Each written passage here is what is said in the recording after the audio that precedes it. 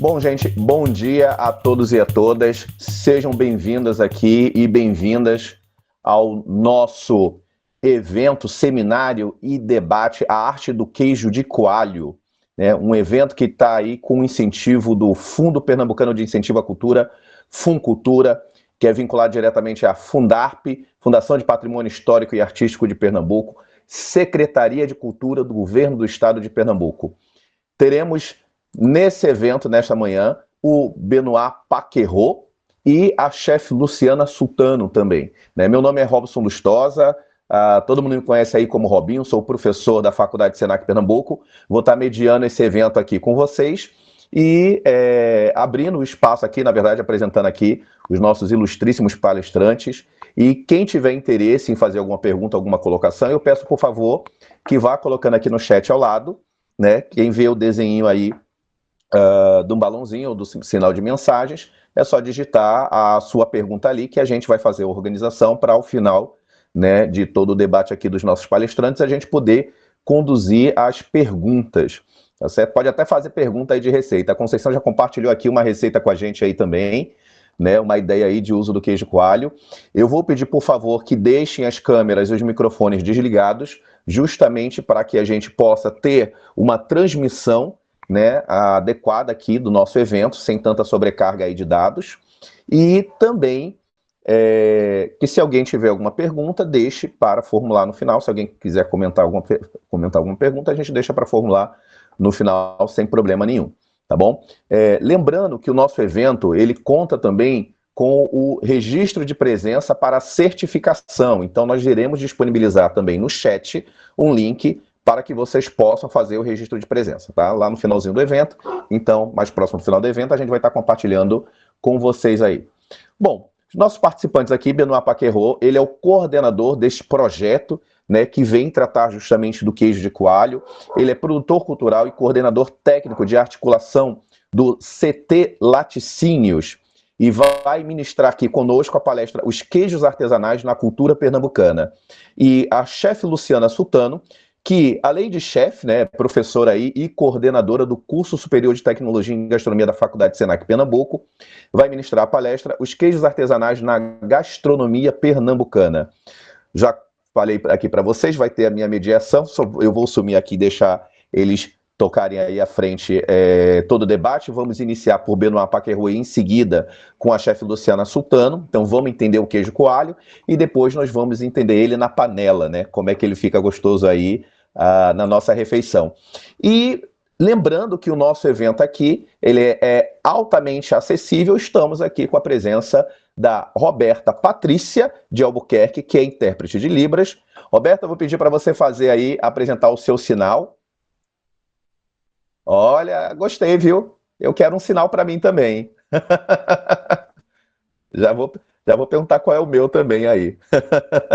Bom, e aí as perguntas vão ser bastante aceitas, como falei para vocês, podem levantar a mão se quiserem fazer uma menção no final, sem problema nenhum, podem colocar as perguntas também no chat, e lembrando mais uma vez, no final iremos disponibilizar um link para que vocês façam o cadastro, e aí a gente possa emitir o certificado digital de participação nesse evento, né? Então, quando terminar, não saiam correndo aí, não fecha e sai correndo para comer queijo de coalho, não. Aguardem aí que a gente vai disponibilizar o link para vocês preencherem direitinho, tá bom? Gente, muito obrigado. Então vou chamar aqui, abrir a voz. Sei que não dá para bater palma. Nubio, eu gostaria de pedir para você fechar sua câmera, lembrando mais uma vez aos nossos participantes, ouvintes aqui, que deixem suas câmeras e microfones desligados, para que a gente não tenha problemas de transmissão, tá? E lembrando mais uma vez, a gente vai fazer a condução aqui das perguntas, vocês podem colocar aqui diretamente no chat, e quem quiser fazer algum comentário, alguma colocação, é só também informar ali diretamente no chat, tá bom? Então, Benoit, fique à vontade, é com você agora, e depois seguimos com a chefe Luciana Sultano. Muito obrigado, Robinho. Agradeço a você para fazer essa mediação. Agradeço à chefe Luciana Sultano também para poder apresentar os aspectos gastronômicos do queijo de coalho. Agradeço a participação de todos vocês que estão aqui hoje para assistir a esse seminário sobre a arte do queijo de coalho. E já vou iniciar a minha apresentação, vou colocar aqui na tela. Né?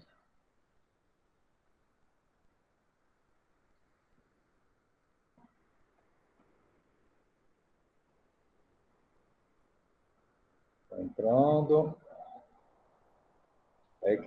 Hoje é o dia do queijo de coalho, eu acredito, porque hoje de manhã, quando eu liguei a televisão, no,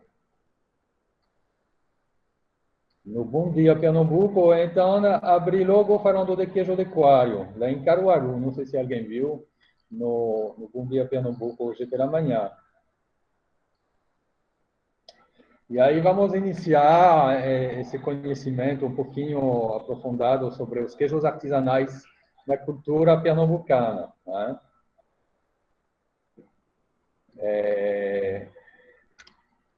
Então, se trata de um projeto que foi apresentado, o Cultura foi aprovado e aproveito aqui para agradecer um incentivo, né, para poder divulgar um pouquinho dessa parte da gastronomia pernambucana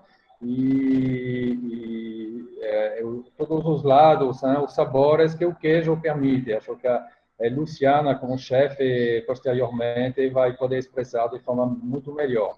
Esse projeto é um projeto mais amplo, na realidade. A gente faz alguns seminários para divulgar um pouquinho sobre essa arte, né, que é uma arte tradicional aqui em Pernambuco.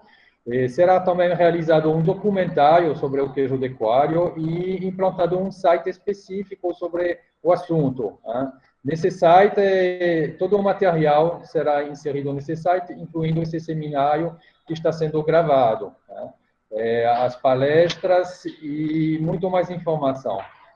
Para o lançamento do site, né, que ainda vai ser construído, é importante vocês preencherem no final o pequeno cadastro que vai permitir a vocês tanto de receber o certificado, mas também depois a gente poder comunicar o lançamento do site para você poder acessar. Iniciando falando de queijo, então, nós vimos um pouquinho a nível mundial, né, os principais produtores, e a gente vê que o Brasil é o oitavo produtor. Né? Então, o Brasil já tem uma tradição de produção de queijo. A França é segundo, e a maioria dos outros países a seguir são da Comunidade Europeia. A nível de consumo, a cultura que gera, então, é promover o consumo obrigatoriamente, e hoje o país que mais consome é o Dinamarca, mas os 10 principais consumidores de queijo realmente são baseados na Europa. O Brasil chega a mais ou menos 4 quilos por pessoa por ano. Em Pernambuco, nós não temos uns dados oficiais. Né? Todavia, a gente tem alguns estudos do SEBRAE, um em 2010, que salienta que os pernambucanos têm uma opção para esse consumo. É um maior destaque nos gastos de consumo deles, comparado ao leite, e também é o estado que consome mais queijo em todo o Nordeste. Né?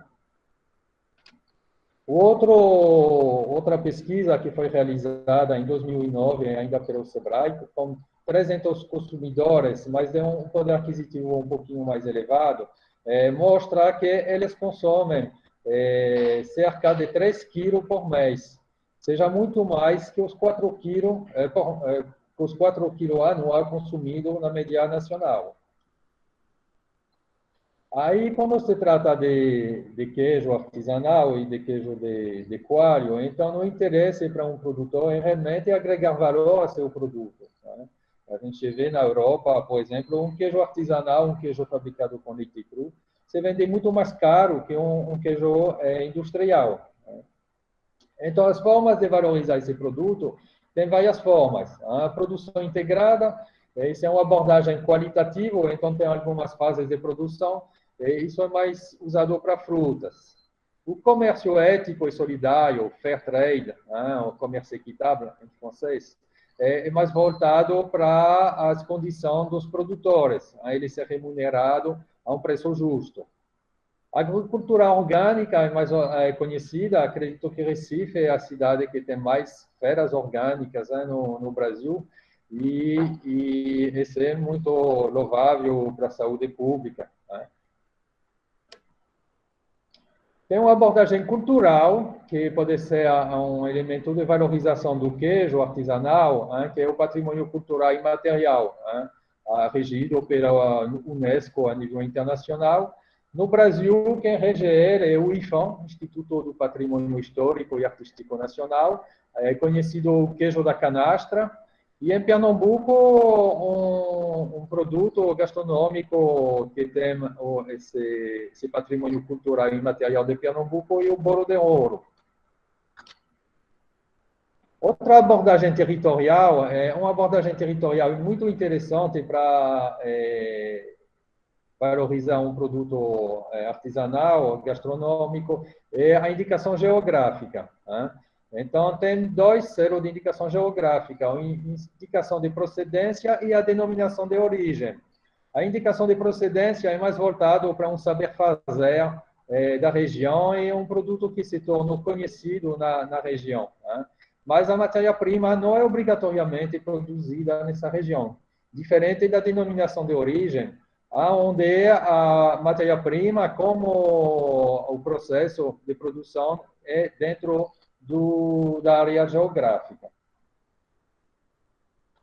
As indicações geográficas no Brasil, a nível de queijo, né, nós temos 5. Tem o queijo da canastra, em Minas Gerais, queijo do Cerro, também em Minas Gerais, o queijo Colônia Whitmarsum, no Paraná, o queijo artesanal do Serrano, Campos de Cima da Serra, que é uma denominação que se junta aqui em 2 estados, Rio Grande do Sul e Santa Catarina, uma região limite entre os 2 estados. E o queijo do Marajó, no Pará. Embaixo você vê os selos que vão identificar esses produtos. Durante todos esses anos, cada produto tinha que imprimir um selo próprio, e isso dificultava a divulgação do produto, da indicação geográfica, porque um grupo de produtor não tem condição de fazer uma divulgação de grande escala. Quando você junta 100 ou 200 indicações geográficas, então fica mais fácil fazer essa divulgação para o consumidor, né? Então, esses selos ainda estão em consulta pública até o início do próximo mês, mas provavelmente vão ser aprovados. A denominação de origem vai ficar verde e a indicação de procedência azul. Eu sempre vou fazer alguns lados franceses, né? Esqueci até de falar para vocês, sou francês, vocês já perceberam, um sotaque um pouco diferente, e vou fazer algumas notificações como é lá, para poder ter alguns elementos de futuro, talvez, porque a França é um país mais antigo que o Brasil, que só tem 500 anos. E vale a pena isso ser salientado, que o tempo faz que tudo isso vai se desenvolver, né? Na França, hoje, tem mais ou menos 1.200 queijos, né? E anualmente tem mais 100 novos produtos lácteos, né? Incluindo queijos. Agora, na parte de denominação de origem, de indicação geográfica, nós temos 42 queijos. Esses 42 queijos representam quase 20% dos queijos nacionais, né? Então, essa abordagem territorial é muito importante para esses queijos regionais e tradicionais, né? Que é o caso do queijo de coalho, do queijo de manteiga. Em Pernambuco, os queijos artesanais são esses, né? Queijo de coalho, queijo de manteiga. Isso é oficial, tem uma lei que define isso, né? A manteiga de garrafa e doce de leite, então, são produtos lácteos também artesanais reconhecidos em Pernambuco. Provavelmente, no futuro, vai aparecer novos produtos. E aí entramos no nosso queijo de coalho, né? E aí a gente chama ele de o terroir do Agreste. O terroir do Agreste se traduz num tijolo de queijo, né? Esse queijo retangular parece um tijolo, e a palavra aqui é bem interessante. A noção de terroir é uma noção de uma palavra francesa, né? E tem várias definições para o terroir, mas acho que a mais interessante que eu achei é essa daqui do INAO, da França. Né? Aí, o INAO considera que o terroir é um sistema dentro do qual se estabelecem interações complexas entre um conjunto de fatores humanos, técnicas, usos coletivos, uma produção agrícola e um meio físico, que é o território. Né? Então, o terroir é valorizado como um produto ao qual ele confere uma originalidade ou tipicidade. Né? Essa definição é muito interessante, porque a gente vê que a expressão do terroir é um produto, né? É um produto típico. Então, esse queijo que é produzido naquela região não pode ser produzido em lugar nenhum no mundo. Ele nunca vai atender a essas interações complexas, né? Que são técnicas de criação dos animais, que vai dar um leite diferente, né? São um meio físico. As plantas da região, né, elas vão trazer um sabor diferente no leite e tudo isso vai aparecer no queijo. Né? Aí tem um projeto, um programa de indicação geográfica do queijo de coalho do Agreste, que iniciou em 2003, mas o ponto-chave foi em 2004, quando se organizou uma missão à França com 8 produtores e 7 técnicos institucionais. Né? E no final dessa missão, os produtores definiram 4 eixos para ser trabalhados para avançar nesse processo. Era a qualidade da matéria-prima e das boas práticas de produção. Né? A caracterização do queijo, ou seja, como deve ser apresentado esse queijo, a representação dele sensorial. Né? A gente tinha queijos quadrados, retangular, tinha grande, salgado, pouco sal. Então, a ideia foi realmente de tentar definir um pouco melhor esses padrões sensoriais. A definição da área geográfica, que quando a gente diz que o território ele existe, então o território, se ele existe, tem que ser delimitado. E resgatar a história do queijo, né? Que isso ninguém sabia realmente de onde vinha esse queijo de coalho. E aí a gente vai começar por essa parte. Né? Foi realizado, eu coordenei esse trabalho, um trabalho de pesquisa, com a professora Gisilda Machado, da UPE de Garanhuns, e a professora Sônia Carvalho, um trabalho de pesquisa para tentar descobrir as raízes desse queijo. E aí se descobriu várias coisas, né? Mas a gente percebe que nos anos 1587, mas nessa faixa dos anos 1580, então, tinha gado em Pernambuco, né? Ele estava procedente das ilhas do Cabo Verde. Aí a gente não sabe se era gado do Cabo Verde mesmo, ou se era gado que saía da Europa, transitava pelo Cabo Verde para ter um repouso dos animais antes de vir aqui para Pernambuco.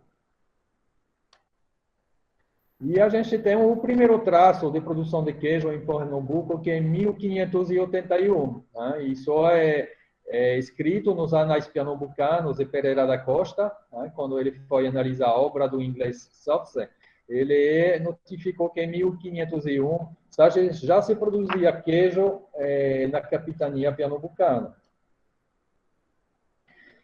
E alguns elementos importantes, né, para o queijo. Em 1631, a invasão dos holandeses, então, provocou a fuga dos proprietários, né, que queriam esconder os seus bens, incluindo o gado. Né. Esse foi o início da grande interiorização com os animais. Né. Agora, do outro lado, a atividade canavieira, ela precisava desses animais, né, para o transporte da cana, mas também para alimentar os humanos que estavam trabalhando. Né. Todavia, a atividade pecuarista sempre foi em concorrência com a atividade agrícola. Isso é geral e internacional. E aí, os animais, quando começaram a se multiplicar, começaram também a provocar estragos nas culturas. Aí a coroa portuguesa, em 1701, baixou uma carta regia proibindo a criação dos animais numa faixa inferior a 10 léguas da costa do litoral. Né? E isso se chamou sertanização. Sertanização, na época, era uma palavra para desenhar esse fato de interiorização, né? De descoberta de novas áreas. E aí, essa interiorização permite o surgimento de fazendas, povoados e cidades. Né? E agora, do outro lado, também tive a dizimação de indígenas. Isso foi o lado perverso da interiorização. E aí a gente tem escritas que diz que, seguindo as margens do Rio São Francisco e outros, então esses animais começaram a migrar também para o sudeste e norte de Minas Gerais e até a ilha de Marajó, no Pará. Então, para muitos historiadores consideram também que essa criação de animais no interior, então, era propício uma certa libertação dos escravos, né? Porque a forma de pagar eles era receber a quarta cria. E aí alguns começaram a criar os seus próprios animais e ter uma certa independência econômica. Depois chegou em Pernambuco, trazido por Herman Lundgren e Demiro Gouveia, era inicialmente para os tecidos, para cultivar um bicho que fazia tinta para pintar os tecidos, e chegou a palma forrageira. Na realidade, essa palma forrageira, rapidamente, ela foi usada na alimentação animal, né? E essa palma na alimentação animal foi propícia para lutar contra os períodos de seca. Aí, no século XX, começou um processo de higienização do leite, entre aspas, já que começou as primeiras normas sanitárias para produzir alimentos. Tá? E a bacia leiteira do Agreste, que era mais elevada, com um clima mais frio, proporcionava um conforto térmico melhor para as vacas leiteiras. Foi por isso, provavelmente, que se fixou a bacia leiteira naquela região. Aí, isso é a história. A história era importante. Todos os queijos hoje, basicamente, têm uma história. Agora, às vezes, tem as lendas. Né? Na França, a gente gosta muito de dar as lendas. O queijo de coalho ainda não foi colocado a lenda desse queijo, mas provavelmente um dia vai aparecer uma lenda aqui interessante. Vou citar só 2 queijos franceses, a lenda deles, que é bem interessante. O queijo Roquefort, que é um queijo azul, que acredito que vocês conhecem. A lenda dele é um queijo feito com leite de ovelha, e o pastor estava com as suas ovelhas, e na montanha ele viu que tinha uma gruta. Ele entrou, comeu o pão, o queijo, e passou na frente uma menina, e ele foi namorar com essa amiga dele, né? E aí esqueceu o queijo e o pão na gruta. E algumas semanas depois ele voltou, entrou de novo e percebeu que o pão e o queijo ainda estavam aí, mas todo verde, cheio de fungo verde. Hein? O pão ele mofa rapidamente na umidade, e esse fungo tinha passado para o queijo. Aí ele limpou o queijo e provou do queijo para ver. Aí ele percebeu que o queijo era muito saboroso e tinha nascido assim o queijo Roquefort. O Neuchâtel é um queijo em formato de coração. Hein? Ele parece um pouquinho um tipo de um camembert produzido na região da Normandie. E a lenda dele é também um aspecto romântico, com um fundo meio violento, trágico, que a França e a Inglaterra têm um passado muito conflitual. Né? Tive muitas guerras entre os franceses e os ingleses. Uma vez os franceses iam para invadir a Inglaterra, depois os ingleses vinham invadir a França. Isso durou muito tempo. Né? E parece que na cidade de Neuchâtel, uma produtora se apaixonou por um soldado inglês, mas ela não falava inglês e o soldado não falava francês. Então, ela, para mostrar a sua paixão para o soldado, ela criou um queijo em formato de coração. Foi oferecer a ele e assim nasceu o queijo Neuchâtel, que é um queijo, apesar de ter sido um presente para um soldado inglês, é um queijo extremamente saboroso. Esse queijo é produzido aqui até em Pernambuco pelo do francês, @ do francês, que produz vários queijos artesanais, que é interessante também vocês conhecerem. A delimitação da área geográfica, então, foi realizada com muitos parceiros, né? O Embrapa, o IPA, as universidades, os institutos de tecnologia, seguindo uma metodologia de um pesquisador francês de superposição de mapa, né? E aí a gente tem esse estilo de mapa. Aqui, esse mapa mostra a produção de leite, né, por quilômetro quadrado, e a gente percebe muito bem que o Agreste tem uma produção extremamente elevada e tem uma outra produção elevada lá no sertão do Araripe, que é a segunda bacia leiteira do estado. Aí se estuda o clima, solo, vegetação, tradição, e aí se define acima a uma área que se delimitou em 27 municípios, que tem todos os requisitos e uma homogeneidade de produção do queijo de coalho, né? Isso não significa que as outras regiões do estado não podem produzir o queijo de coalho. Somente que o queijo de coalho do Agreste de Pernambuco, que é em processo de indicação geográfica, vai ser dentro desses 27 municípios. E aí a gente fala da necessidade da coletividade, né? Num processo de indicação geográfica, mas também de um patrimônio. O coletivo é fundamental, porque é um produto artesanal, ele pertence a todos daquela região, né?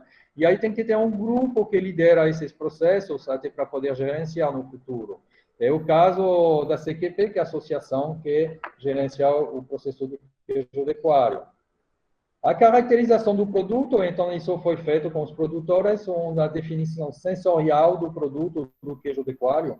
Aí a gente vê que tem um queijo de coalho do Agreste, que tem uma definição sensorial, e o do Araripe. E aí, em amarelo, aqui, eu coloquei os pontos que são divergentes.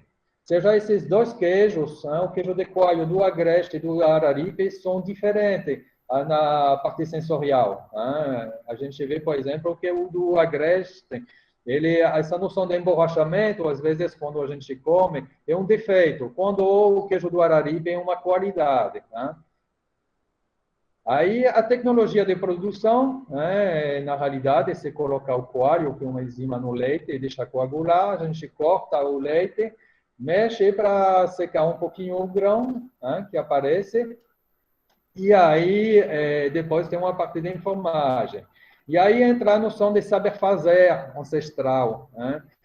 Quando as pessoas informam o queijo, lá na região do Agreste, a gente percebeu que eles têm um gesto bem específico, que a gente chama de trituração da massa, né? E todos eles fazem esse gesto. E a gente percebeu que se esse gesto não está sendo cumprido, o queijo, no final, tem uma textura e uma consistência diferente. Então, isso é um saber fazer que faz que o queijo de coalho tem que ser informado manualmente. O queijo da região do Araripe, que é diferente, ele tem uma tecnologia um pouco diferente também, mas a gente chama de pré-cozido, né? Seja durante o momento da produção, a gente retira o soro e naquele momento esfarelar um pouco o grão e colocar água quente ou soro quente em cima desse grão. Isso vai provocar uma mudança nas culturas bactérias do queijo e provocar uma mudança no aspecto físico-químico do queijo. Isso explica as diferenças entre os dois queijos. The Taliban and your leaders have said the war is over, we have won, and the occupation forces have gone, and we now have... Ouvindo um retorno... obrigado. Ok. Aí vocês estão me ouvindo, tá? Hein? Ok. Então, esse é normal, esses processos de descoberta dos queijos. Né? Um queijo, ele evolui ao longo do tempo. Being involved in the future. Ele evolui ao longo do tempo e para isso, para explicar um pouco isso, eu peguei o exemplo de um queijo que é o queijo de la Fourme. É um queijo produzido no centro da França, muito ancestral, porque antes do nascimento do Cristo, eles dizem que esse queijo já existia nessa região. Já era usado pelos magos na época garo-romana, numa montanha chamada Pierre-sur-Haute. Pierre-sur-Haute significaria pedra na altura. Então, durante os seus cultos, os magos já utilizavam esse produto. Em seguida, no século XVIII, você percebeu que esse queijo era usado como moeda para pagar a jacerie. Jacerie são as casinhas, os abrigos na subida das montanhas. No inverno, na montanha, está cheio de neve, os animais têm que ficar nas fazendas, embaixo da montanha, e no verão, quando começa a derreter a neve, vão subindo, o animal não tem como voltar todo dia. Então, tem espaços para fazer o queijo e as pessoas poderem dormir, e se pagava um aluguel para isso.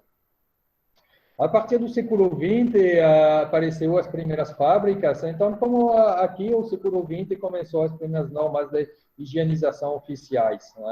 Em 1945, uma empresa solicitou a oficialização, e foi não somente em 1945, então você vê que o queijo já existia fazia muito tempo, que foi reconhecido esse produto. Só que esse produto ele poderia ter 3 nomes, porque essa montanha, essa pedra do alto, era o alto da montanha, e o outro lado da montanha se chamava Montbrison, e o outro lado se chamava Humbert. Então, utilizava os 3 nomes. Em 1972, então, se solicitou a indicação geográfica do queijo e foi autorizado o uso dos 2 nomes, porque um era diferente do outro. E foi somente em 2002 que foi separado realmente os 2 queijos. Um do lado de Montbrison se chamou Pont de Montbrison e do lado de Humbert, Pont d'Humbert. Por quê?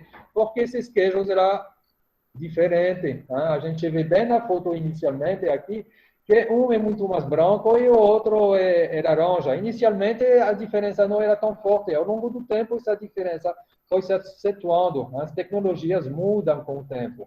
Não é um processo final. Isso sempre vai ter essas mudanças. Aí, para falar um pouquinho de legislação, mas muito rapidamente, que não vou entrar nesse aspecto, a legislação, Pernambuco teve a sorte que já em 1999 tinha uma resolução que reconhecia os seus queijos com leite cru. Isso é muito importante. Até hoje tem estados que não tem nem legislação ainda para isso. E depois tive várias legislações para os queijos artesanais, 2007, 2013, 2013. Hoje tem uma legislação para isenção fiscal do produto para o produtor. Agora ainda continua dificuldades para a regulamentação ambiental. Os produtores, as normas ambientais são muitas vezes feitas para empreendimento grande e o pequeno agricultor tem dificuldade para se enquadrar nesse aspecto.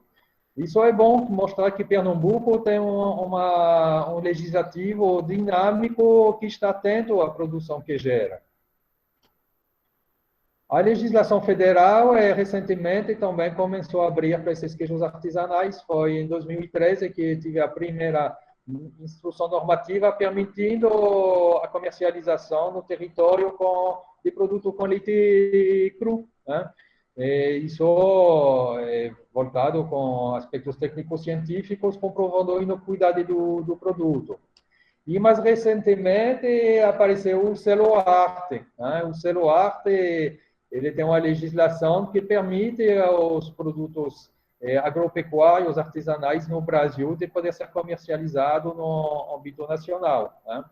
São legislações novas que provavelmente vão precisar ser melhoradas ao longo do tempo. Isso também é um processo normal de andamento, mas pelo menos os queijos artesanais hoje são reconhecidos. Isso foi também a força da organização dos produtores esses últimos anos, que fiz pressão em cima da comunidade.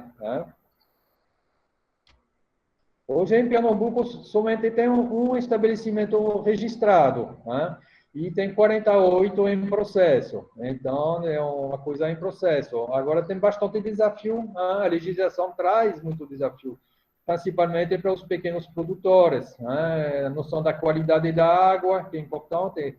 em lugar que tem período de seca que até a água não tem, né?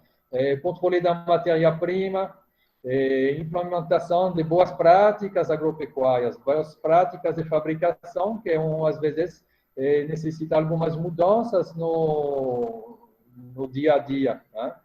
E a questão da sanidade animal, que é uma coisa complexa que os veterinários sempre orientam para cumprir, né? São coisas, às vezes, para o pequeno produtor, são coisas difíceis de atingir, né? Coisas que precisam de políticas públicas para ser cumpridas.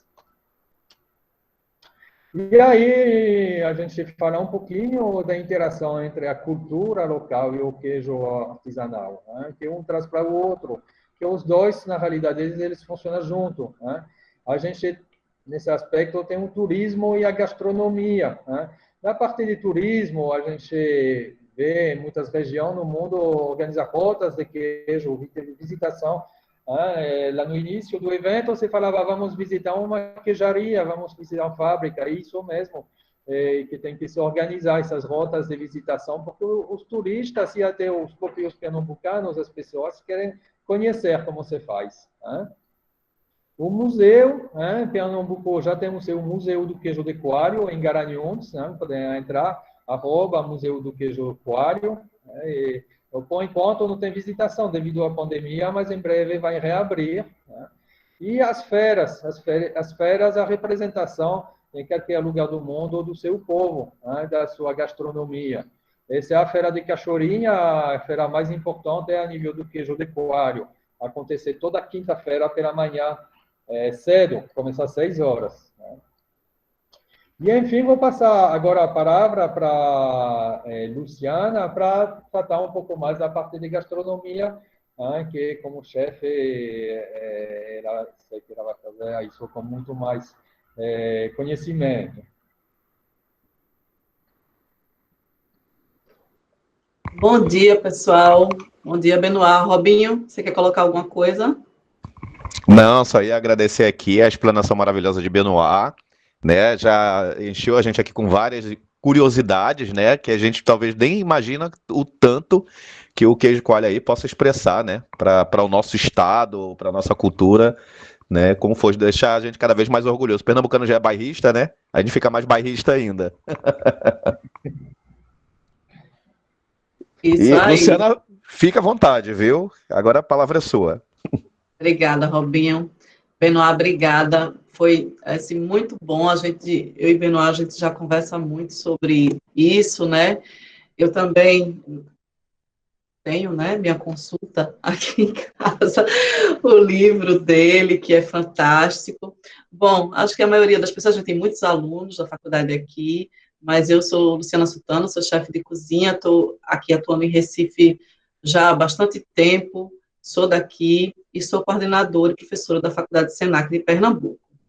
Bom, e a minha experiência, né, nesse mercado me fez observar várias coisas que eu vou trazer ao longo aí desse bate-papo que eu vou ter com vocês agora. Aí eu vou colocar uma apresentação na tela.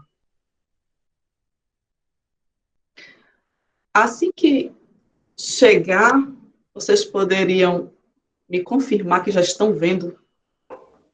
Oi, Luciana, tá sim. Tá sim? Beleza. Bom, foi muito bom essa explanação de Benoit, porque a gente tem uma noção, né, de realmente tipicidade de terroir, que são coisas que a gente começou a falar muito recentemente, e são palavras que estão totalmente ligadas à gastronomia. Se a gente pega e observa os cardápios que estão hoje nos restaurantes, eles valorizam muito isso. Então, a gente já tem hoje aqui o que já acontece na França, por exemplo, há muito tempo, que é essa ideia de colocar no cardápio o terroir, o produtor. A gente começou de uns anos para cá a querer saber onde os produtos são feitos, de que maneira são feitos, se eles são frutos de uma relação justa, né, de comércio, de produção, de remuneração das pessoas. Então, cada vez mais as pessoas têm se interessado por isso.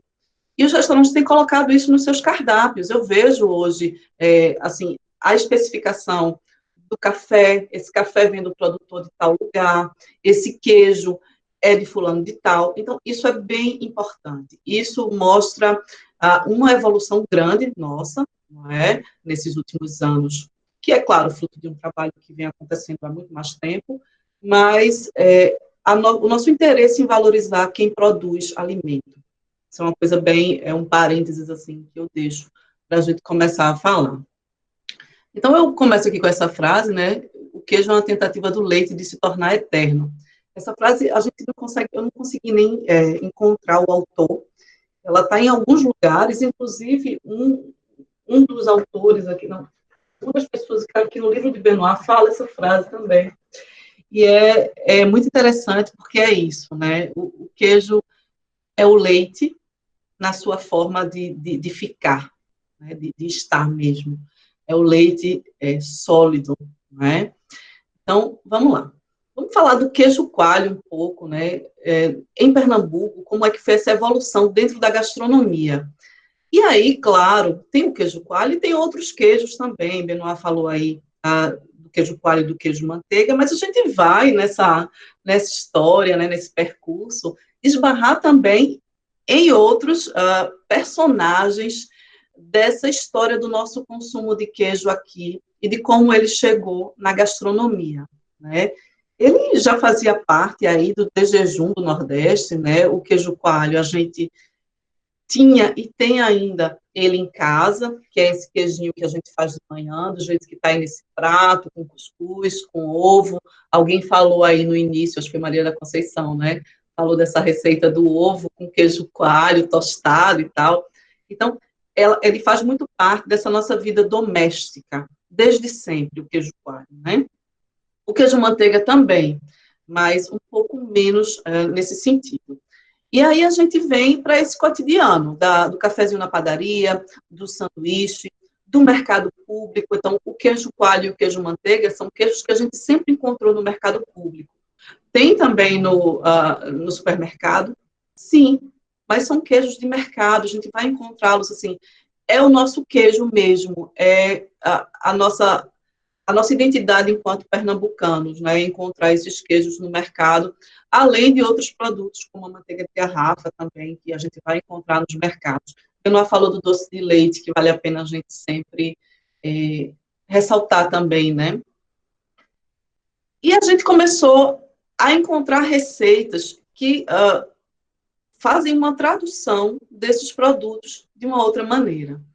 Então, tem coisa mais pernambucana do que a cartola, né? A cartola que leva o queijo manteiga, muitas vezes a gente encontra feito com queijo coalho também, mas de forma tradicional, e aqui eu botei uma imagem da cartola do restaurante Leite, né, que é a mais conhecida aqui, né, famosa e tal. É um restaurante muito antigo, então muito respeitado, também pela sua cartola. E o queijo com o tal do mel de engenho, né? Então, essa relação, o nosso queijo também está ligado à relação com os nossos engenhos, tá? Então, a gente colocou aqui esse recado, né? Que ele sempre se misturou com o açúcar de alguma maneira. Então, a gente faz essa receita, né? Com açúcar e canela. E também com o mel de engenho. Essas receitas todas, elas estão desde sempre presentes na gastronomia, inclusive nos restaurantes. Em casa, as pessoas fazem cartola também em casa, mas nos restaurantes elas sempre estiveram presentes de uma forma como cozinha típica do estado. A gente vai falar do queijo coalho e a gente não pode esquecer do tal do queijo praieiro, né? Que é esse queijo que a gente encontra na praia em forma de espetinho. Então, ele se veste também de verão, ele se veste também desse litoral nosso, né? Desses nossos hábitos que são de ir à praia, de tomar uma cerveja, de comprar um espetinho de queijo coalho, que é feito ali numa brasinha muito interessante. Aqui nessa imagem tem isso, né? Essas pequenas churrasqueiras que os vendedores ambulantes levam e assam esse queijo de coalho. Ele também é traduzido lá na tapioqueira do Alto da Sé. Então, a gente vai encontrar o queijo ali em formato tapioca, né? Quer dizer, recheando a tapioca. Ele é principal, quando a gente vê ele no espeto. Ele está escondido também dentro da tapioca. Então, a gente vai, dentro de todas essas identidades nossas, né, a gente vai encontrar o queijo coalho se mostrando de alguma maneira. Então, eu chamei aqui de queijo turístico, porque tá para a gente também, o pernambucano também frequenta a praia, também frequenta o Alto da Sé, mas o turista também. Então, é uma referência para a gente, né? Vai comer tapioca no Alto da Sé, vai para a praia, vai comer o queijinho coalho. E como eu falei, a gente sempre viu o queijo coalho nessa cozinha típica, né? Aqui na carne de sol, a tal da carne de sol com queijo coalho, até na tapioca, né? A tapioca com carne de sol e queijo coalho também. E o escondidinho de macaxeira, com charque, com carne de sol, em cima queijo coalho gratinado. Então, ele está sempre aí. Ele sempre arranjou uma forma de estar presente nas nossas vidas. O que mudou nisso tudo, né? Esse é um ponto interessante. O queijo coalho, como eu disse, os queijos pernambucanos, de modo geral, eles estavam ligados muito à nossa vida cotidiana. Era e é o queijo que nós temos em casa, na geladeira. Eu tenho aqui na minha geladeira, eu como queijo coalho de manhã, muitos de vocês também devem fazer isso, alguns comem queijo manteiga de manhã também em casa. Então, ele tem essa cara da nossa rotina mesmo, do nosso dia a dia, da nossa alimentação cotidiana, né? Esses queijos. Só que a gente tem alguns outros toques que vale a pena citar aqui, né? Além do queijo coalho e do queijo manteiga, que aqui a gente tem aquele de raspa de tacho e o queijo manteiga normal, eu vou chamar assim, né? A gente também introduziu aí no nosso mundo Pernambuco o queijo do reino. Eu não podia deixar de citá-lo aqui, porque ele é um queijo também, um queijo que está no coração do pernambucano. O queijo do reino é de Pernambuco? Será? Benoit não falou dele aí. Por quê? Né? Porque, de fato, esse queijo ele é produzido em outros estados. A gente adotou esse queijo aqui por inúmeras razões, mas ele não é produzido aqui. Nosso queijo realmente é o queijo coalho e o queijo manteiga. Mas ele foi se misturando, né? Ele foi se agregando a tantos elementos da culinária pernambucana que ele virou um pouco nosso, quer dizer, um pouco não, totalmente. A gente até conhece alguns produtores em Minas Gerais e a maior parte da produção de queijo do reino vem para cá, vai para a Bahia também, então vem aqui para o Nordeste. Então vale a pena, quando a gente fala de queijo, em Pernambuco, citar também o queijo do reino, como elemento da gastronomia. Então, Benoit falou aí dos holandeses, né? Então, a gente tem realmente essa relação do queijo holandês, que virou aqui um queijo do reino, né? Então, são coisas que a gente pensa sempre, a gente faz essa referência, né? E o que a gente queria com isso, né? É bom pensar, eu falei do queijo coalho, do queijo manteiga como elementos do cotidiano do pernambucano, mas o queijo do reino, ele tinha uma outra cara. Ele era o queijo do Natal. Então, ele não vendia nas feiras, nos mercados públicos, como o coalho e o queijo manteiga. Ele era um queijo que vendia em empórios, né, para uma população mais abastada, era um queijo mais caro, enfim. Então, a gente tinha essa aura do queijo do reino como um queijo para o final do ano, né? Você guardava aquele momento ali do queijo do reino e a gente foi misturando ele a outras coisas, né? A gente colocou aqui expectativa, né? O queijo do reino aí com vinho e tal, e a realidade. Então, a gente pensava, a gente tinha esses queijos aqui, a gente tinha o queijo do reino que não era daqui, mas que a gente adotou de alguma maneira, só que coisas do cotidiano ou de uma festa de final de ano. E a gente comia isso no pão, na chapa, no cuscuz, sempre dentro dessa relação com a comida muito mais doméstica.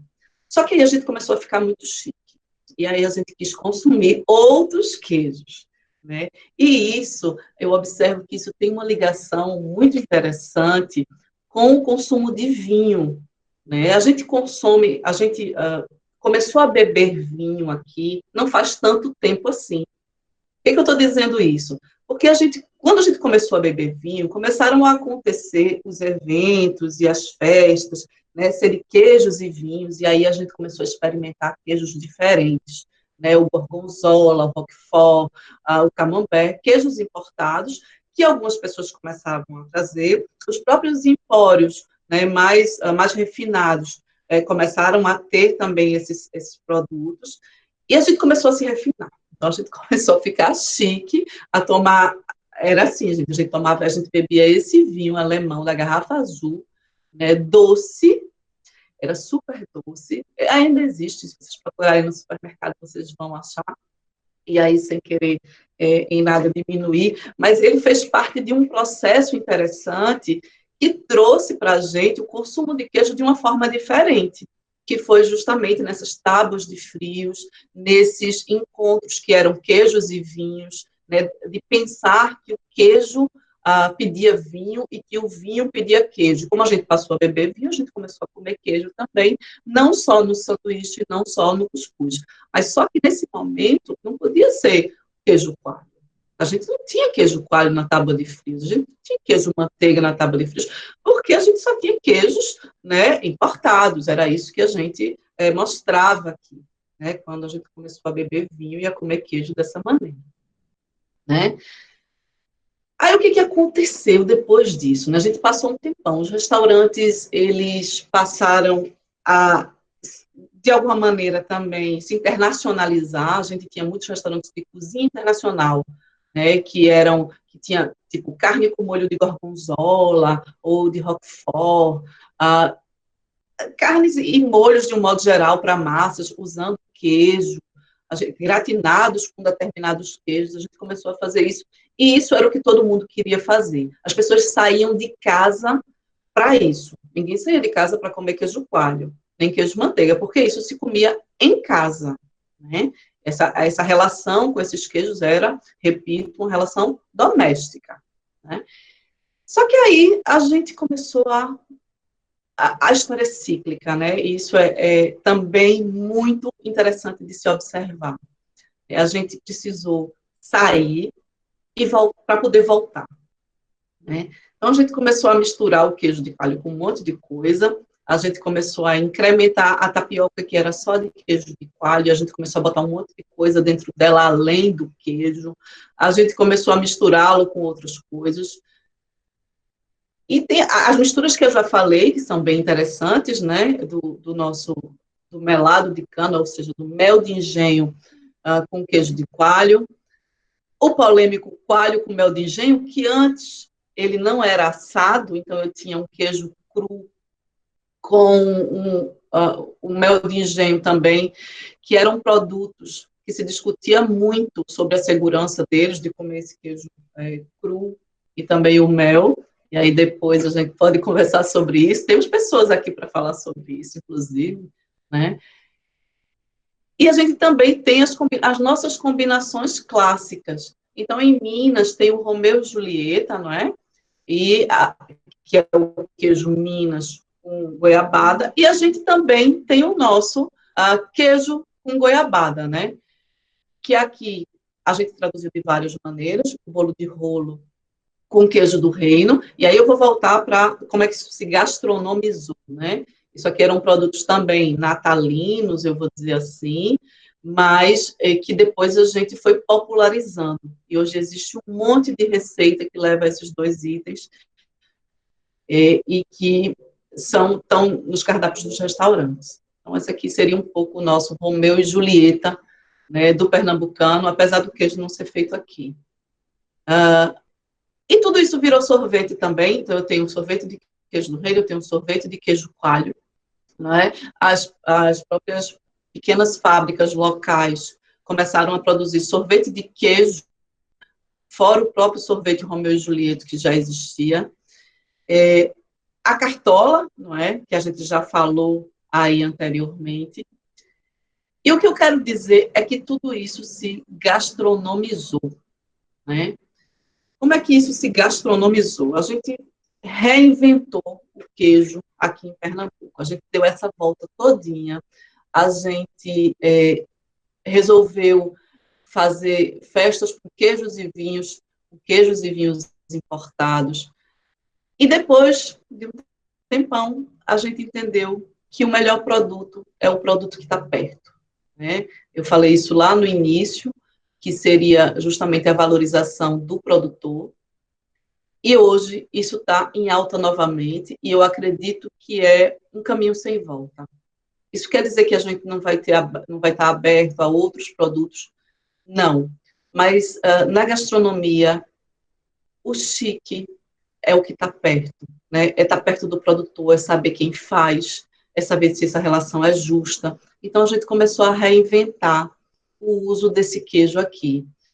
O que aconteceu com o mercado, né? Eu disse que lá no início, ninguém saía de casa para comer queijo coalho, a não ser que fosse naquela situação do queijo turístico que eu falei, o espetinho na praia, ou a tapioca no Alto da Sé. Mas você não saía de casa, trocava de roupa, para ir para um restaurante comer queijo coalho. E aí a gente começou a fazer isso, porque algumas pessoas fizeram realmente uma revolução na gastronomia e entenderam e nos fizeram entender, né, que a gente precisa dar dignidade aos nossos produtos de verdade. Uma dessas pessoas foi César Santos, preciso citá-lo aqui, porque, de fato, eu acho que César fez isso não só com o queijo coalho, mas com vários outros produtos daqui de Pernambuco. Então, no cardápio dele, que é um restaurante de gastronomia típica pernambucana, mas que, sobretudo, é um restaurante gastronômico, que atrai turistas, não é? Que atrai pessoas daqui mesmo, e ele reinventou o uso disso e disse, sim, a gente pode sair de casa para comer queijo coalho, para comer queijo manteiga, para comer uma carne de sol na manteiga de garrafa. A gente pode reinventar tudo isso e fazer o próprio pernambucano ter interesse pelo que produz. Então, César é muito responsável por isso, e eu acho que ele puxou uma outra geração de chefes, não é, que hoje trabalham muito bem com esses produtos também. A gente precisou de uns puxões também na gastronomia, gente. É engraçado como a gente tem, vejam, Benoit, né, que é um francês, está aqui falando para a gente do nosso produto, que é o queijo coalho. Ele entende super disso, ele escreveu um livro sobre isso, e tem outros franceses, chefes de cozinha, que também puxaram nossa orelha e disseram, vocês têm muita coisa aqui, né, estrangeiros e tal. E os nossos chefes também abraçaram. Bom, César está aqui e é um cara que teve essa visão há muito tempo. Com ele também vieram outros, e aqui eu cito o chefe Valdemir Barros, que trouxe um ar muito contemporâneo. Ele não trabalha nessa gastronomia típica, esse não é o objetivo do trabalho dele, mas ele entendeu muito essa noção de terroir. Então, é um cara que viajou aqui dentro do estado, viajou muito, conheceu produtores, conheceu produtos que a gente tinha esquecido, e ele começou a utilizar tudo isso para fazer uma cozinha muito autoral, muito gastronômica, e dizer, sim, a gente pode fazer gastronomia, alta gastronomia, com produtos nossos. E aí a gente tem uma geração nova, né, que está aí trabalhando e que faz um trabalho muito importante, porque são chefes jovens. Aqui, gente, eu citei pouca gente aqui, porque a gente não ia ter esse tempo todo, mas a gente tem Gina Carato, que eu cito aqui, né, que também tem trabalhado esses elementos, e o queijo é um dos elementos que ela trabalha na cozinha dela, juntando com outras coisas da cozinha pernambucana, e que ela traz numa versão altamente gastronômica, né? E temos também Tiago das Chagas, que pega as origens da gente, e ele usa uma técnica apurada para fazer um trabalho autoral, mas 100% com produtos nossos. Então, aqui ele tem uma sobremesa que é um pudim de queijo também. Então, eu estou citando esses dois, mas a gente tem outras pessoas, a gente tem Pedro Godoy, Yuri Machado, enfim, tem um monte de gente que trabalha hoje com produtos locais, com queijos locais, que faz alta gastronomia com esses produtos e que diz, né, e que dá esse recado para essas novas gerações. trabalhem com produto local, usem o queijo local. Esse é o melhor produto, é muito melhor do que um produto que viajou horas e horas no avião ou num caminhão, né? Ele está ali do lado, o produtor você conhece, né? Então é bem interessante a gente repensar e pensar muito sobre isso. Então, eu finalizo aqui, né, com essa frase de Montanari, mas ainda que a palavra, a comida se presta a mediar entre culturas diversas e abrindo sistemas de cozinha a todo tipo de invenções, cruzamentos e contaminações. Então, a evolução da gastronomia é justamente, não é ela se isolar em si, né, é a cozinha do seu estado, mas é justamente toda essa passagem do tempo e tudo que vai se entranhando nela, né, nesse período, que faz ela evoluir, que faz a gente repensar, a gente voltar atrás, é isso que é importante. Então é isso, pessoal. Obrigada. Deixa eu voltar aqui para vocês. Olha que maravilha. Gente, acho que vai ficar todo mundo aí muito inspirado para daqui a pouquinho, para a hora do almoço, aí para o almoço, né? E também para o resto do dia, para o resto da vida. Eu, antes de fazer aqui os comentários, parabenizar aí a chefe Luciana Sutano, que veio assim com uma explanação maravilhosa, deliciosa, né? Não vou dizer maravilhosa, mas maravilhosamente deliciosa também aí. Eu vou abrir, na verdade, trazer a voz para a Irinete Rocha, que ela levantou a mão aqui, e penso que ela quer fazer algum comentário. Fica à vontade, Irinete, pode falar.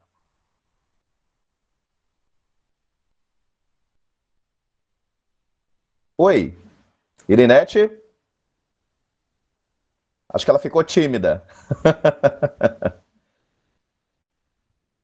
Eita, que agora tem um bocado de gente abrindo a mão aí. Então eu vou fazer o seguinte, a Irinete, já que ela... baixaram a mão então. Então, gente, quem quiser fazer alguma pergunta, algum comentário, pode colocar aqui no chat. De antemão, Benoit e Luciana já tem aqui várias congratulações, né, com relação à explanação de vocês. Parabéns, realmente enriquecendo aí nossa manhã de terça-feira com essa delícia que é o queijo coalho. Se a gente já gostava, agora a gente está apaixonado. Gamou de vez, virou o crush da vez, né? E aí fazer alguns comentários aqui. A gente fez uma compilação dos comentários que vieram, né? Temos aqui a Gilvânia comentou, sinto muito. Benoit, você não fique com raiva não, viu? Sinto muito pelos queijos franceses, mas meu queijo de coalho na brasinha não tem para ninguém, né? A Gilvana aqui comentando aí, exaltando o queijo coalho. A Maria da Conceição também falou aqui, o Natal sem queijo do reino não é Natal. E a Tatiana falou aí do Liebfraumilch, né? Como traz lembrança aí do pai, da família, como é que a alimentação é também uma busca da saudade, né? A gente fez uma enquete aqui também para o pessoal comentar aí sobre os usos culinários aí dos queijos, né? Aqui em Pernambuco. Então a Karen, ela falou aqui, todas as receitas ficam gostosas com queijo coalho, e a Tassiana complementou, né? Como é versátil o queijo na culinária, né? A Maria da Conceição, eu faço a renda de tapioca com queijo de coalho. A Thaísa falou aqui da fatia de bolo de rolo com o queijo do reino. A Fábia, né, usa queijo em tudo. Eu uso queijo de coalho no baião de dois, na tapioca, no cuscuz recheado. Essa daí sabe usar bem o queijo aí também. A Vanilda já deu uma dica aqui. Fica delicioso com caramelo. Olha aí, minha gente. Então a gente pode fugir um pouquinho aí do mel de engenho, do mel de abelha, usar com caramelo. E a Fábia complementou, né? Doce com salgado, o queijo equilibra o doce tão doce do bolo de rolo. E aí, turisticamente falando, essa ideia que a Luciana trouxe aqui, né? Também o queijo, ele está envolvido muito com o turismo local, né? A Fábia vai lá e complementa. A cartola é a sobremesa que eu mostro a todos os amigos visitantes, né? E a professora Gisele aqui também, ela já exaltou aqui. Em São Paulo não comemos queijo do reino no Natal, mas quando minha família vem para cá, nessa época, adoram isso de comer queijo do reino. A gente agregando aí nossos valores aí, nossos patrimônios, né? Nossa afetividade. E a Tatiana exaltando aqui que na Pracinha de Boa Viagem é muito legal. Então a gente tem também os locais, né, sendo construídos também ali a partir das preparações. E vem aqui a pergunta aí para vocês. Não houve perguntas direcionadas, eu vou então deixar em aberto aí para vocês também. A Irinete destacou aqui os queijos de cabra, que são maravilhosos do francês, né? Eu falo por causa que é muito bom mesmo, não tô aqui puxando, não vou nem falar puxando a sardinha, não tô puxando o queijo aqui para não ter que, né? depois fazer um contato lá com o Benoit, mas são realmente maravilhosos o queijo do francês. Quem quiser conhecer, tá aí o Instagram divulgado aqui no nosso chat, né? E ela parabenizando, gostaria de parabenizar todos os envolvidos nessa riqueza de palestra. Conheço os queijos do chefe que vem direto da fazenda, sem produtos químicos, né? E a Alba complementou aqui, a Alba que deixou ali para o final para dar a dica culinária dela. Omelete de batata com queijo coalho e queijo do reino, e ainda botou lá o coraçãozinho do Love, né? Que todo mundo gosta aí bastante. Gente, então eu vou direcionar aqui as perguntas que a gente tem. Temos aqui uma pergunta... Foi um comentário, pergunta do José Lucas aqui, na verdade, ele fala que o queijo manteiga tem até algumas variações, e alguns com raspa de tacho. Benoit, eu vou até complementar aqui, eu creio que talvez você possa falar bastante sobre isso. A gente vê até que varia um pouco demais o queijo manteiga, né? De região para região, e tinha uma história que se dizia que o pessoal botava amido. Eu vou polemizar um pouquinho aqui essa história do queijo, dizendo que botava amido ali para render. É verdade essa história? Como é que é esse processo do queijo manteiga? Apesar que o exaltado aqui está sendo queijo coalho. Pode ficar à vontade para responder. Não vou dizer que colocar amido ou não. Realmente tem essas histórias, hein? Tem pessoas que dizem que colocam amido, outros colocam barata, farinha de batata dentro. Mas vamos falar mais do queijo de manteiga, o verdadeiro, né? Aquele que tem todo o know-how do saber fazer dos produtores. Eu sou um tecnólogo em laticínios francês, com bastante experiência, e quando eu cheguei no Brasil, realmente esse queijo me impressionou. Ele é um queijo que a gente caracteriza como massa fundida. E na Europa a gente faz esses queijos com massas fundidas, a gente usa sais fondentes, que é um produto vamos dizer, químico, né, que a gente usa para derreter o queijo no calor. Né? E aqui, os queijeiros de queijo de manteiga, eles conseguem derreter essa massa sem usar nenhum produto químico. E realmente é uma arte, porque eles conseguem fazer isso, colocar um pouco mais de fogo embaixo do tacho, um pouco menos, colocar um pouco de leite para desacidificar. É um queijo muito, muito bonito de ser visto fazer e muito gostoso. E no final do tacho sempre tem essa raspa do tacho, que eles colocam farinha dentro para misturar. E você come isso quente, é delicioso mesmo. É muito bom. Então, eu acho que tem que guardar realmente essa imagem, esquecer essa história da falsificação e guardar realmente o saber fazer desses queijeiros que são realmente impressionantes. Maravilhoso, maravilha. Tem uma pergunta aqui também, foi direcionada, na verdade, para vocês dois aí, pela professora Fábia, né? Ela diz o seguinte, tem uma curiosidade, acho que, Luciana, vai para você também, que a gente sempre se aventura aí nas nossas viagens gastronômicas e a gente conseguiu vivenciar a produção do queijo do reino, né? Até perguntar para o Benoit se a gente já tem uma produção, vou até... eu sou bastante curioso, viu, Benoit? Se a gente tem alguma produção já de queijo do reino aqui no estado de Pernambuco. Existe alguma produção?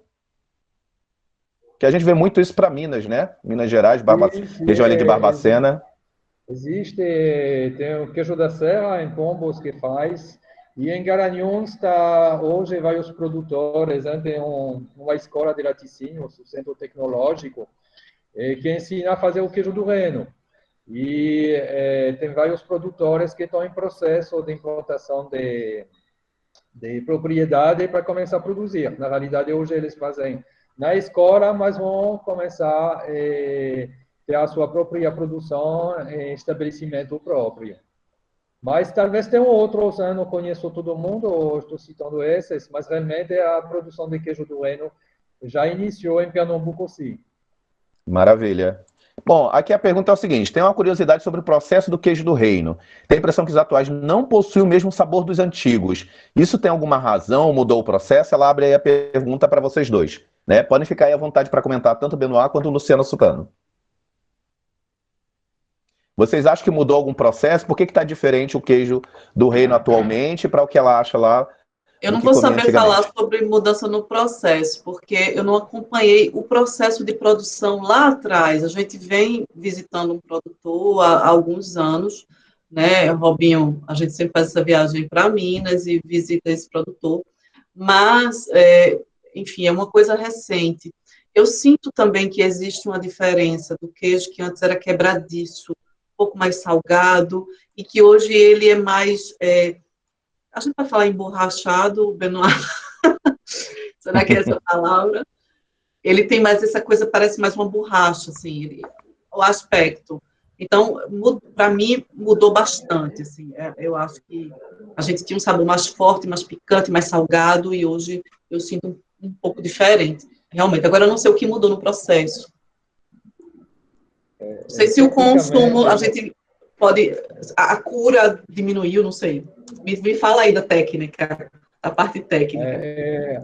Acredito que isso, Luciana, na realidade, cada vez mais as indústrias, que faz mais queijo do reino, eles buscam ter uma rentabilidade melhor. E eles estão buscando diminuir o tempo de cura do queijo, né? E aumento do rendimento. Então, eles tentam guardar o máximo de umidade dentro do produto e diminuir o tempo de cura. E realmente mudar o sabor, né? O consumidor não é enganador, não, como a gente diz, né? O consumidor sabe. Aí, se você pegar esse queijo e voltar a maturar, provavelmente, se você deixar 2, 3 meses a mais, ele vai voltar a ter um sabor mais como era antigamente. A razão desses queijos maturados é também de como você falou, guardar o leite. Então, quando tem uma produção de leite grande, então você faz queijo maturado, porque você consegue guardar esses queijos durante vários meses, ou em alguns casos, vários anos. E aí você vai estocando o leite para vender ali de uma forma maturada, diferente, que agrega mais valor. Eternizando o leite, né, Benoit? Aquela história de eternizar o leite. É isso mesmo. Não é? Então, eu acho que o queijo também é como você falou, o queijo se popularizou. A gente falou do queijo do reino agora, é um queijo ao qual poucos tinham acesso, era muito caro. Ainda é caro, mas ele ficou mais popular. Então, certamente os produtores têm que dar uma saída, uma vazão maior a esse produto, tem que produzir mais e a cura acaba diminuindo. E traz um resultado diferente. Não engana ninguém, Benoit. Realmente, a gente percebe a diferença, né, de resultado. Às vezes não é nem de qualidade necessariamente, mas de resultado mesmo. E aí? Isso aí. Inclusive, nós estamos aqui contando com o professor Arthur, né? Arthur Bibiano, que é uma sumidade aí da ciência e tecnologia de alimentos. Ele até comentou aqui, ó, a diferença está no tempo de maturação. Né? Também tem muito isso, né? Acho que o tempo que a gente tinha a logística aí, a oferta, como vocês exaltaram aí bastante, né? A Fábio destacando aqui que o sabor era mais forte, Risoneide falando aqui que o sabor antes, né, era mais picante também aí, né? Tudo aí com relação aí ao tempo de maturação, a variação que esse processo do queijo ele tem. Né? Maria da Conceição dizendo aqui que eu compro quebradiço e vai lá provar para saber se não está salgado, né? Todo mundo dá uma filadinha num pedacinho de queijo quando vai lá comprar seu queijinho, né? Não tem jeito, né? É costume da gente dar uma filadinha lá no queijo. Temos mais uma pergunta aqui, que é do Renan, e ele direcionando, né, para a Luciana. E eu vou deixar para a Luciana, na verdade, para o Benoit, que eu acredito que caiba para os dois, que é o seguinte... vocês acham que um produto regional só atinge seu ápice quando conquista os paladares americanos e europeus? E aí, Benoit, a gente até vamos falar um pouquinho, pegar um pouco aquele ditado que a gente tem aqui no Brasil, né? Santo de casa não faz milagre. Então, será que queijo brasileiro também, né, além dessa questão aí que o Renan coloca, só vai atingir seu ápice quando ele conquistar paladares internacionais? Mas também a gente só valoriza mais o queijo se ele ganha alguma premiação? Como é que vocês pensam isso? Bom, do ponto de vista da gastronomia, eu acho que é exatamente o contrário. Eu acho que o produto atinge seu ápice quando o próprio local, a pessoa do local, ou seja, no nosso caso, o pernambucano, passa a sair de casa, a pagar um prato num restaurante para comer um produto que é daqui. Aí a gente sabe que a gente chegou onde a gente precisava chegar. Quando a gente mesmo valoriza aquilo como um produto refinado, como um produto gastronômico, né? Como um produto que eu saio de casa para exaltá-lo. Então, eu acho que é aí que o produto chegou, assim, na sua melhor valorização, de verdade. Benoit quer falar? Eu concordo plenamente, Luciana. E acho que vou além disso, acho que o queijo pernambucano já conquista os americanos e os europeus. Muitos deles vão exatamente, foi citado aqui a Oficina do Sabor, né? E os demais restaurantes que usam o queijo na elaboração dos seus pratos, como Luciana mostrou, e realmente acho que eles ficam impressionados, sim. Ficam impressionados quando eles vão na praia e veem alguém assar um queijo na praia. É uma coisa que não é comum na Europa, comer um queijo assado. E a gente, um turista não quer comer o que ele tem lá, ele quer conhecer a cultura local. E isso conquista todos eles. Os meus amigos que vieram para cá, todos eles adoraram comer um queijo assado na praia, um queijo com mente de engenho e assim vai. Até porque o consumo do queijo na França é totalmente diferente, né? O momento de comer queijo na França é diferente daqui. A gente come o queijo de uma forma diferente dos europeus, né? Totalmente. E isso que faz que essa noção de o turista vem, conhece, e quando ele volta no seu lugar, ele quer encontrar. Aí, hoje, queijo de coalho não é exportado, hein? Mas um dia, provavelmente, vai ser assim exportado também. Porque você começa a querer consumir, mostrar para os seus amigos lá o que você viu, onde você estava. Perfeito. Temos ainda perguntas? Maravilha aí. A gente tem só uma perguntinha aqui que eu vou puxar a partir de um comentário, alguns comentários que surgiram quando o Benoit estava falando da questão da indicação, né, de buscar essa certificação aí para uma indicação. Inclusive, você mesma, Luciana, ressaltou a questão da certificação, como ela é um processo laborioso, mas que, ao mesmo tempo, ele traz essa valorização do produto, né? E aí eu vou fazer a minha pergunta aqui, que aí é o seguinte: a gente fala muito sobre a questão do patrimônio, né? E o Benoit, inclusive, na apresentação falou lá que, apesar de em Pernambuco a gente não ter isso ainda inserido como um patrimônio, digamos assim, um patrimônio cultural, né? O que vocês entendem, pensam nesse sentido aí? A certificação, ela vem a valorizar, ela vem a fortalecer a questão do patrimônio, o queijo coalho como patrimônio cultural e material de Pernambuco, ou vice-versa, né? Quem é que deveria vir primeiro, ou os dois podem vir junto? Patrimonialização e certificação. E qual o impacto disso aí para o produto, a gente considerando aí regionalmente? E aí, vários aspectos, econômico, gastronômico. Eu vou deixar para Benoit responder. Olha, a certificação, como é o patrimônio, com certeza vão agregar valor ao produto e ajudar na divulgação do produto, isso não tem dúvida. Mas tanto o patrimônio como a certificação é um processo coletivo. Então, ele tem que ser realizado realmente por grupos interessados, né? Principalmente os produtores, mas também todas as pessoas da área de gastronomia. E a importância desses eventos assim de divulgação é também isso, provocar todos vocês aqui para tentar a gente se juntar nesses processos, porque o queijo de coalho ele pertence a todos os pernambucanos e todos os pernambucanos têm a necessidade de buscar esse reconhecimento. Isso vai ajudar os produtores e também vai ajudar na valorização do próprio estado a nível de turismo. Lá na Europa, geralmente, são grupos de produtor, mas que também, dentro do grupo de produtor, tem chefe de cozinha, tem pessoas da área de turismo que se juntam com eles e criam uma associação, um sindicato de defesa que vai gerenciar o processo. Queria aproveitar desse momento para salientar essa importância dos chefes de gastronomia para o queijo artesanal, né?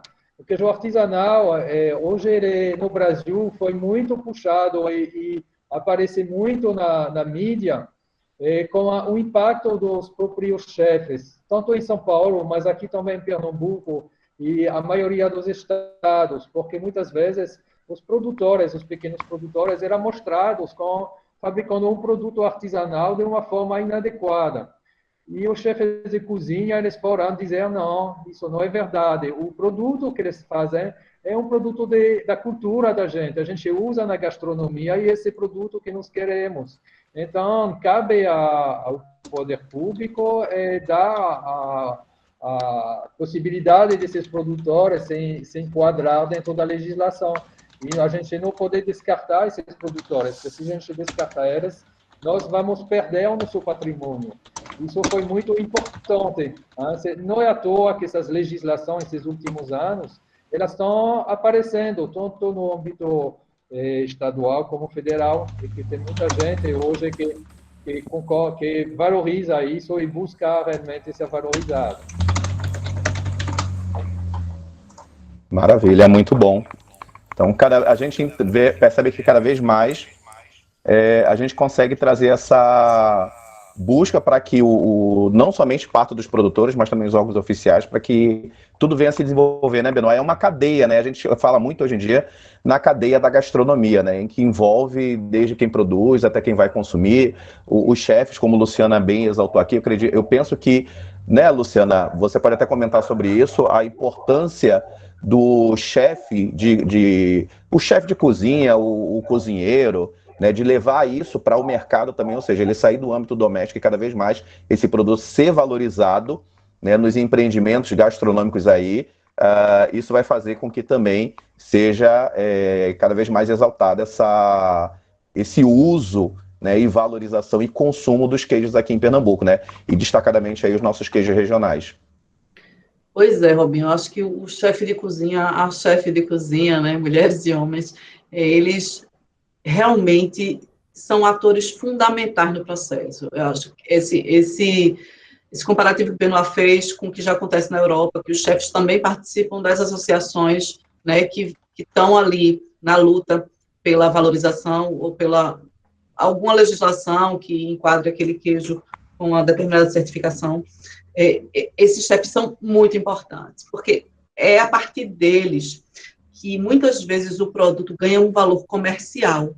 E o valor comercial é fundamental para qualquer mercado, né? Inclusive o mercado de queijos. E eu tenho assim diversos exemplos de coisas que aconteceram dessa maneira, sei lá, por exemplo, o palmito pupunha, que é um produto que a gente não utilizava, a gente só comprava aquele palmito lá em conserva, não é? Era a única forma, o único formato que a gente consumia o palmito. Estou dando um exemplo diferente, mas para vocês fazerem um comparativo com essa história. E alguns chefes, e aí a Alex Atala, começou a usar esse produto de uma outra maneira. Isso foi amplamente divulgado na mídia, porque esses profissionais tinham um espaço grande na mídia. Então, a Atala começou a fazer, acho que o prato que ele fez, lembra, eu acho que era um carbonara de pupunha, né, isso? Que era tipo um macarrão de pupunha. Bom, no final das contas, hoje a gente encontra no supermercado espaguete ou fettuccine de pupunha congelado. Então, uma atitude ou um produto lançado por um profissional assim, ele traz mudanças. Imagine quanto mais desse produto se produz hoje, quanto isso mexeu no mercado, o quanto isso deu um valor comercial para esse produto, quantos restaurantes, depois que a Atala e outros chefes começaram a usar o palmito, também começaram a usar e entenderam que era um produto interessante. Então, realmente, os cozinheiros, as cozinheiras têm um papel fundamental nesse processo, né, de valorização e de popularização comercial. Acho que é isso. Maravilha. Gente, a gente já vai estar encerrando aqui, já vamos disponibilizar para vocês aí o link para o registro do certificado, pedir até aqui, o Bruno também está conosco aqui, né? Se puder também aqui já para a gente trazer o link. para que vocês possam fazer o registro aí para receber a certificação de vocês, né?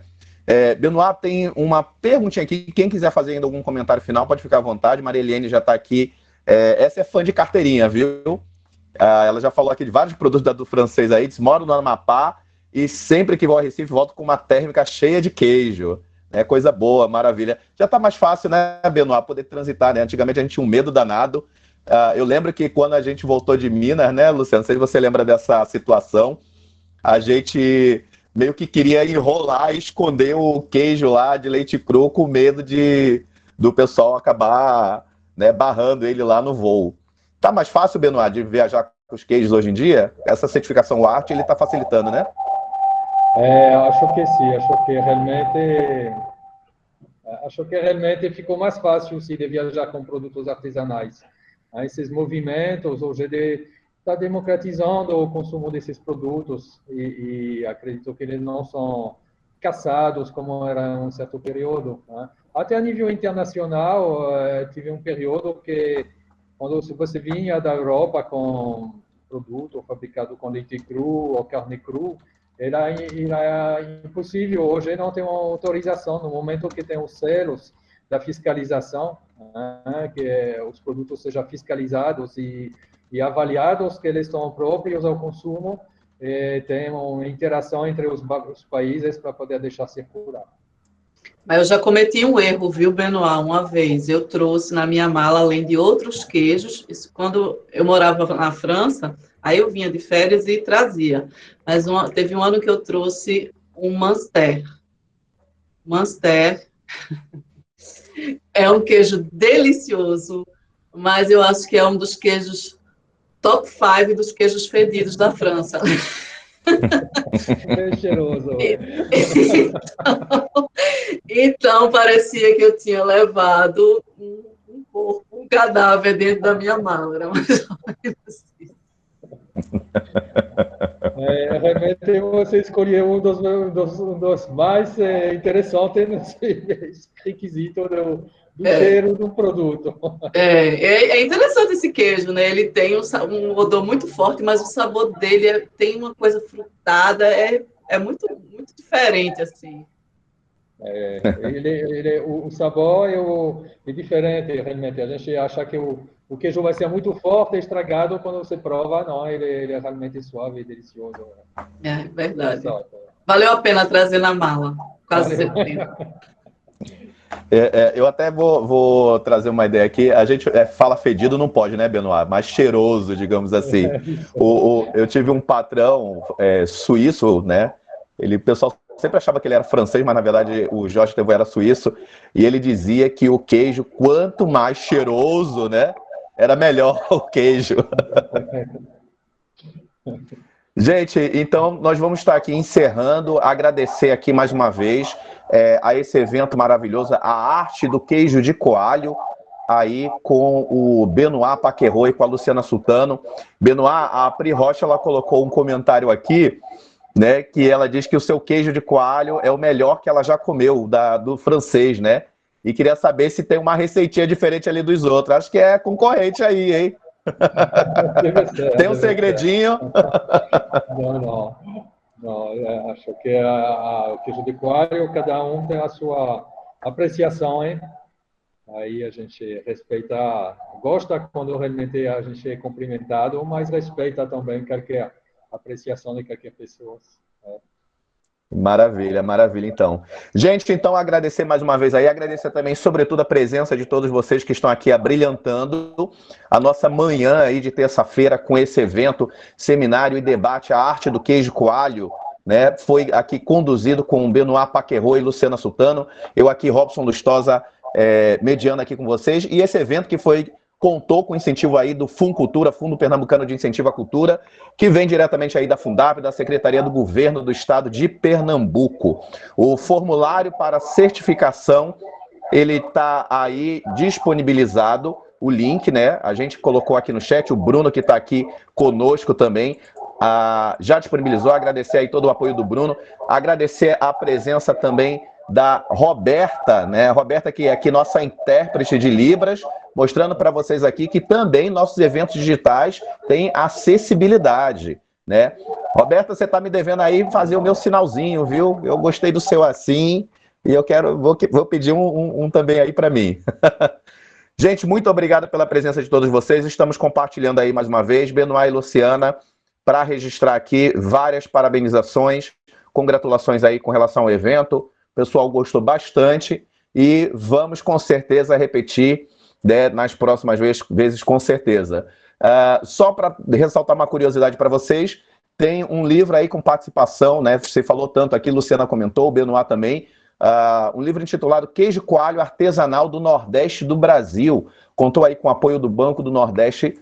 E aí, quem tiver curiosidade, acho que está até disponível, né, Benoit, para baixar na internet, quem quiser ler o livro, né?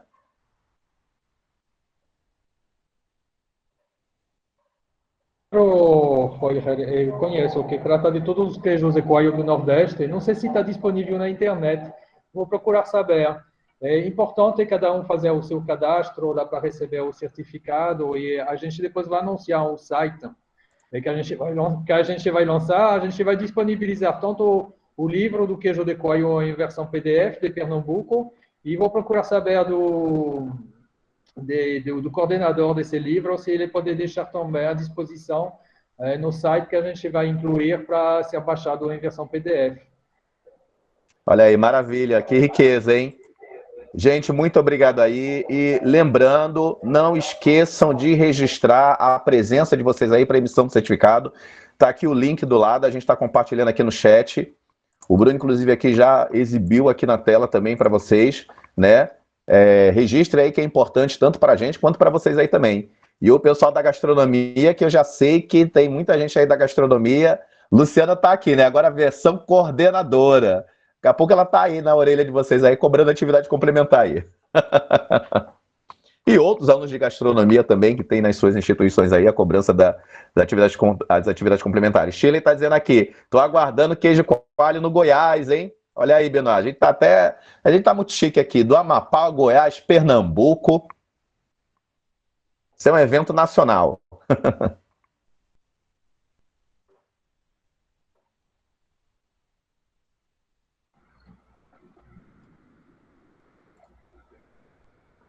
Coisa boa, tá?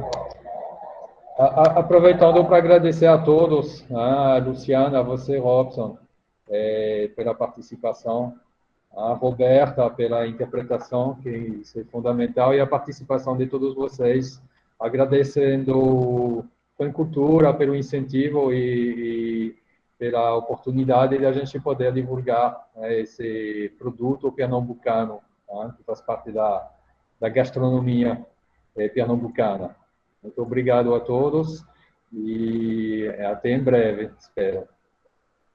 Obrigada, pessoal. Também queria agradecer, Benoit, pelo convite. Adorei estar aqui, adorei falar desse assunto que me traz tanto prazer e que é tão importante, né? É muito bom ter muitos estudantes de gastronomia, a gente falando de um produto nosso, de certificação, de terroir.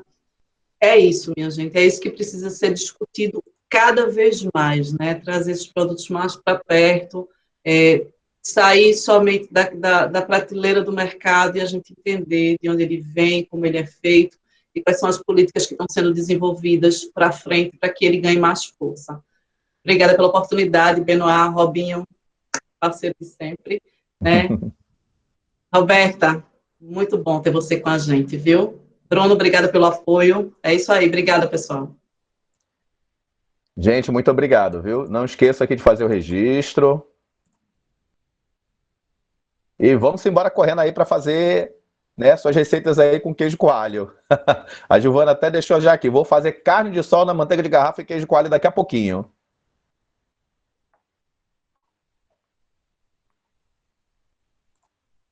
Seminário A Arte do Queijo de Coalho, um evento que contou aqui com a participação de Benoit Paquerot e a chefe Luciana Sutano, uma interpretação de Libras simultânea aí com a Roberta Patrícia de Albuquerque. Contamos também aqui com o evento, com o incentivo aí do Funcultura, o Fundo Pernambucano de Incentivo à Cultura, diretamente da Fundarp, Fundação de Patrimônio Histórico e Artístico de Pernambuco, da Secretaria de Cultura do Governo do Estado de Pernambuco.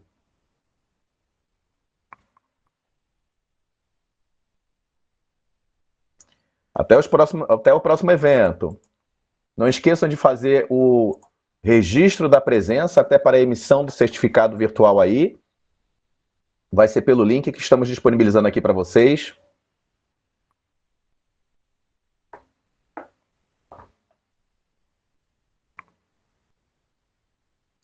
E vamos embora comer queijo coalho.